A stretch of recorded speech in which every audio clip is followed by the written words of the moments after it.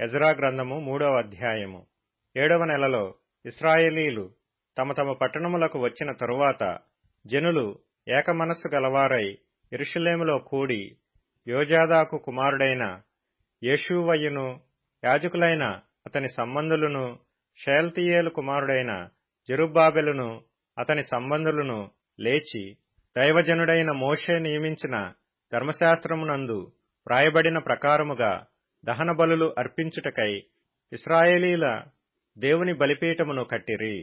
వారు దేశమందు కాపురస్తులైన వారికి భయపడుచు ఆ బలిపీఠమును దాని పురాతన స్థలమున నిలిపి దాని మీద ఉదయమునను అస్తమయమునను యెహోవాకు దహన బలులు అర్పించుచూ వచ్చిరి. మరియు గ్రంథమును బట్టి వారు పర్ణశాలల పండుగను నడిపించి ఏ దినమునకు నియమింపబడిన లెక్క చొప్పున ఆ దినపు దహన బలిని విధి చొప్పున అర్పింపసాగిరి. తరువాత నిత్యమైన దహన బలిని, అమావాస్యలకును, యెహోవా యొక్క నియామకమైన పండుగలకును, ప్రతిష్ఠితమైన దహన బలులను, ఒక్కొక్కడు తెచ్చిన స్వేచ్ఛార్పణలను అర్పించుచూ వచ్చిరి. 7వ నెల మొదటి దినము నుండి యెహోవాకు దహన బలులు అర్పింప మొదలుపెట్టిరి. అయితే యెహోవా మందిరము యొక్క పునాది అప్పటికి ఇంకనూ వేయబడలేదు. మరియు వారు కాశ్యవారికిని వడ్రవారికిని ద్రవ్యమునిచ్చిరి.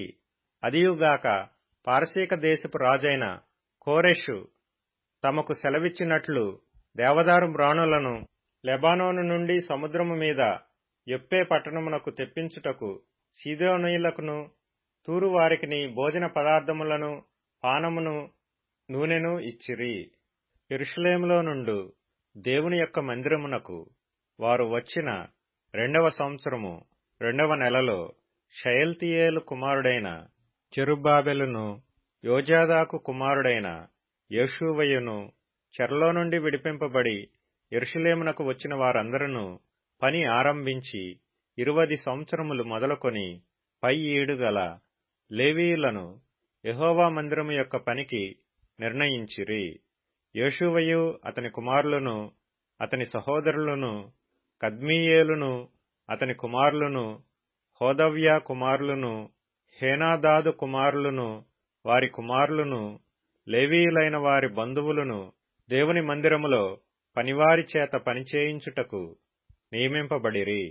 శిల్పకారులు యెహోవా మందిరము యొక్క పునాదిని వేయుచుండగా ఇశ్రాయేలు రాజైన దావీదు నిర్ణయించిన విధి చొప్పున తమ వస్త్రములు ధరించుకొనిన వారై యాజకులు బాకాలతోనూ ఆసాపు వంశస్థులకు లేవీయులు చేయు తాళములతోనూ నిలువబడి యెహోవాను స్తోత్రము చేసిరి. వీరు వంతు చొప్పున కూడి యెహోవా దయాళుడు, ఇశ్రాయేలీల విషయమై ఆయన కృప నిరంతరము నిలుచునని పాడుచు యెహోవాను స్తుతించిరి. మరియు యెహోవా మందిరము యొక్క పునాది వేయబడుట చూచి జనులందరూ గొప్ప శబ్దముతో యెహోవాకు స్తోత్రము చేసిరి.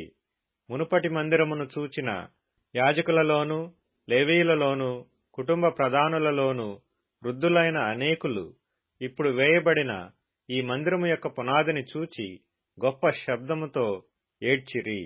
అయితే మరి అనేకులు సంతోషము చేత బహుగా అరచిరి.